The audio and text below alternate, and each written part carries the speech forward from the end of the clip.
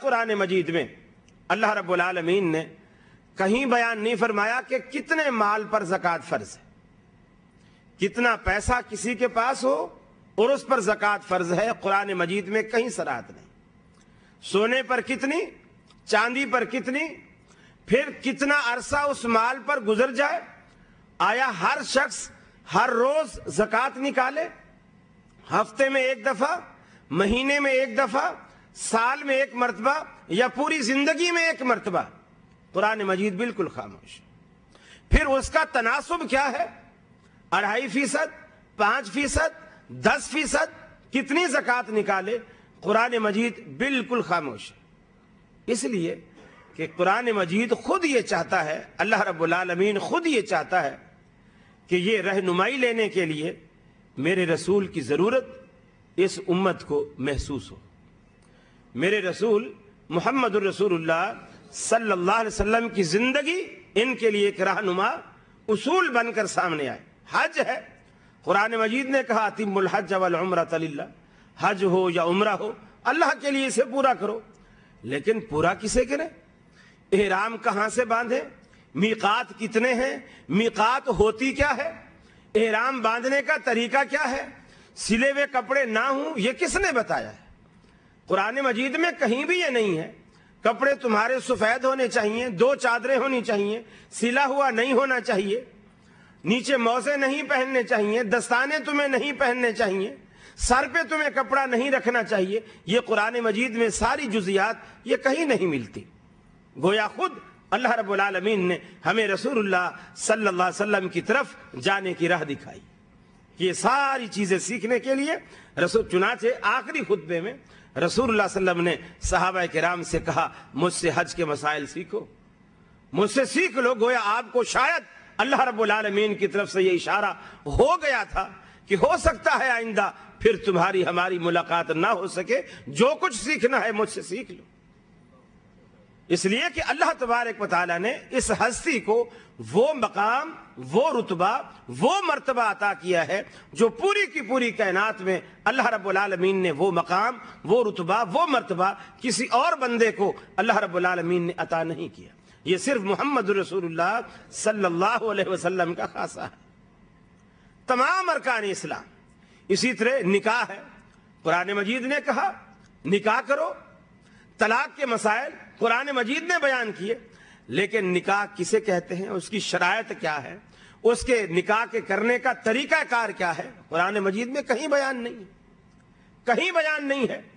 تو یہ ساری جزیات جو ہیں اللہ رب العالمین نے، یہ اس کو آپ چھوٹا سا یوں سمجھ لیجئے، سعودی عرب کا تو ٹرینڈ مجھے معلوم نہیں ہے، میں پاکستان کے حوالے سے بات کر رہا ہوں کہ جب اسکول ٹیچر بچوں کو اسکول کے اندر پڑھا رہا ہوتا ہے، چاہے وہ میتھ کا ٹیچر ہو، سائنس کا ٹیچر ہو، فزکس پڑھا رہا ہو، کیمسٹری پڑھا رہا ہو، تو بچے کلاس کے اندر کم ہی سمجھتے ہیں، اور پھر جب وہی ٹیچر ان کو گھر پہ ٹیوشن پڑھاتا ہے سب بچوں کو سمجھ آ جاتا ہے۔ وہی ٹیوٹر جب گھر پہ انہی بچوں کو ٹیوشن پڑھاتا ہے بچے سمجھ جاتے ہیں، وہی ٹیچر جب اسی کلاس کو کلاس روم میں اسکول میں جب پڑھاتا ہے، لیکچر دیتا ہے، بچوں کی سمجھ میں نہیں آتی بات۔ آپ بتا سکتے ہیں اس کی کیا وجہ ہو سکتی ہے؟ ٹیچر ایک ہے، بچے وہی ہیں، سبجیکٹ بھی ایک ہے، سمجھانے والا بھی وہی ہے، سمجھنے والے بھی وہی ہیں۔ اسکول میں سمجھ نہیں آتا، گھر میں سمجھ آتا ہے۔ آپ سمجھتے ہیں کیا وجہ ہو سکتی ہے؟ مجھے بھی پتا چلے نا کہ جدے والوں میں ماشاءاللہ جی،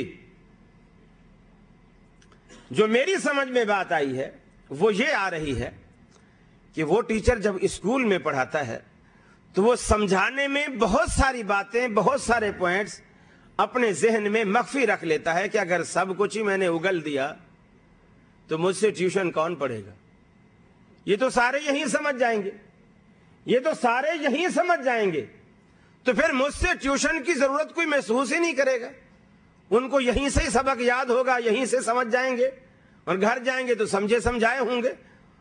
تو ٹیوٹر کی ضرورت جب ہی پیش آتی ہے جب وہ بات وہ بچہ کلاس روم میں نہیں سمجھ پاتا، پھر پریشان ہوتا ہے، کل اسکول میں جاؤں گا، استاد پوچھے گا، ٹیچر پوچھے گا، مس پوچھے گی، مجھے نہیں آئے گا، سزا دیں گے، کھڑا کر دیں گے، اسٹک استعمال کریں گے، مرغا بنا دیں گے، کچھ بھی چیز ہے، میری بڑی بے عزتی ہوگی، سبکی ہوگی. وہ پھر کوشش کرتا ہے کہ ابا جی مجھے کوئی ٹیوشن لگا دیجیے. پھر وہی ٹیوٹر جب گھر پہ سکھاتا ہے وہ سارے گر جو اس نے کلاس روم میں چھپائے تھے وہ سارے ظاہر کر دیتا ہے. اللہ رب العالمین نے قرآن مجید میں، حالانکہ قرآن مجید حکمتوں کا خزانہ ہے، لیکن ان حکمتوں کے اسرار و رموز اللہ نے قرآن میں نہیں کھولے، وہ اسرار و رموز رسول اللہ صلی اللہ علیہ وسلم کی زبان سے کھولے ہیں، تاکہ اگر میں قرآن مجید میں ساری باتیں سمجھا دوں، ان کو نماز کے مسائل، روزے کے مسائل، حج کے مسائل، زکوٰۃ کے مسائل، ساری بات، تمام جزیات میں ان کو بتا دوں، تو پھر رسول سے پوچھنے ہی کون جائے گا؟ پھر رسول سے پوچھنے ہی کون جائے گا؟ اللہ رب العالمین نے خود ہمیں رسول کا محتاج بنایا ہے، تاکہ ہر مسئلہ لینے کے لیے، سیکھنے کے لیے ہم رسول اللہ صلی اللہ علیہ وسلم کے پاس جائیں. صرف محتاج نہیں بنایا، پھر محتاج بنانے کے بعد، انہیں قرآن مجید کا شارع بنانے کے بعد ہمیں حکم یہ کیا، ما آتاکم الرسول فخذوہ وما نہاکم عنہ فانتہوا، کہ رسول کی حیثیت کو واضح کر دیا. اس کی حیثیت صرف قرآن مجید کی تلاوت کر دینا کافی نہیں ہے، یہ تمہیں جو بھی دے، ما آتاکم الرسول، اس کی زبان سے تم نے صرف قرآن نہیں لینا ہے. ما آتاکم الرسول، ما جو بھی تمہیں رسول سے ملے اسے تم نے فخذو، اسے تم نے پکڑنا ہے، اسے تم نے اخذ کرنا ہے، اسے تم نے لینا ہے. وما نہاکم، اور جس سے یہ منع کر دے، فانتہو، اس سے تم نے باز آنا ہے. یہ علاج کا وہ طریقہ کار ہے.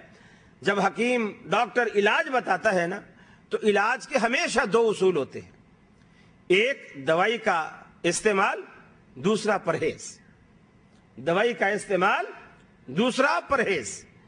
استعمال جیسے ڈاکٹر نے کہا اس کو دن میں اتنی مرتبہ، اتنی مقدار میں اس کو استعمال کرنا ہے، پانی کے ساتھ، دودھ کے ساتھ، دہی کے ساتھ، یہ علاج ہے. دوسرا علاج یہ ہے کہ آپ نے یہ چیز نہیں لینی ہے. اگر وہ چیزیں دوائی کے ساتھ لیتے رہے تو دوائی کے جو فوائد اس کے اندر مخفی ہیں وہ اثرات زائل ہو جائیں گے، کیونکہ وہ چیز جس سے میں منع کر رہا ہوں، اس لیے منع کر رہا ہوں کہ وہ چیز اس کے جو مثبت اثرات ہیں اسے زائل کرنے والی ہے. رسول اللہ صلی اللہ علیہ وسلم کو اللہ نے دو حیثیتیں دی، کیونکہ آپ معالج ہیں، آپ معالج ہیں، ہمارا علاج کرنے والے ہیں. دو حیثیتیں دی. آپ ایک تو ان کو علاج بتاؤ کہ تمہیں کرنا کیا ہے، دوسرا ان کو پرہیز بتاؤ کہ بچنا کس چیز سے ہے. ما آتاکم الرسول فخذوا، رسول جو تمہیں دے اسے بھی لو، اور جس چیز سے تمہیں روکے، یعنی جو یہ پرہیز بتائے اس سے پرہیز بھی کرو.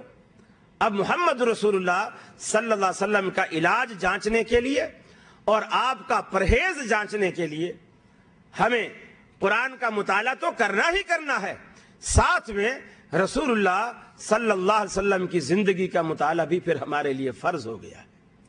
آپ کی زندگی کو بھی ہم پڑھیں گے، دیکھیں گے آپ نے کس موقع پر کس بات کا کیا مفہوم، کیا مطلب آپ نے لیا ہے.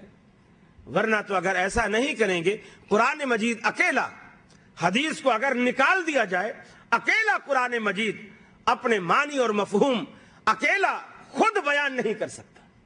رسول اللہ صلی اللہ علیہ وسلم شارع ہے، اور یہ شرع اللہ رب العالمین نے یہ ملکہ آپ کو عطا کیا ہے. آپ معنی اور مفہوم کو، آپ قرآن مجید کے مطالب کو، قرآن مجید کی مراد کو اللہ تبارک و تعالیٰ کے رسول اپنی زبان مبارک سے بیان کرتے ہیں. یہاں اللہ کی یہ مراد ہے، یہاں اللہ کی یہ مراد ہے. ورنہ تو قرآن مجید میں ایسی بہت ساری باتیں ہیں. قرآن میں آتا ہے من کان فی ہذہ اعمی وہو فی الآخرۃ اعمی. آپ ماشاءاللہ عربی جاننے والے بیٹھے ہیں. من کان فی ہذہ اعمی وہو فی الآخرۃ اعمی، جو دنیا میں اندھا ہے وہ آخرت میں بھی اندھا ہوگا. اب مجھے بتائیے اندھوں کا کیا قصور ہے؟ اگر صرف قرآن مجید کو لیا جائے تو مجھے بتائیے دنیا میں پائے جانے والے نابینا لوگوں کا کیا قصور ہے؟ ایک تو وہ دنیا میں اندھے ہوئے، اپنی مرضی سے تو نہیں ہوئے. اللہ نے انہیں اندھا بنایا ہے، خود تو وہ نہیں ہوئے، وہ تو کوشش کرتے رہے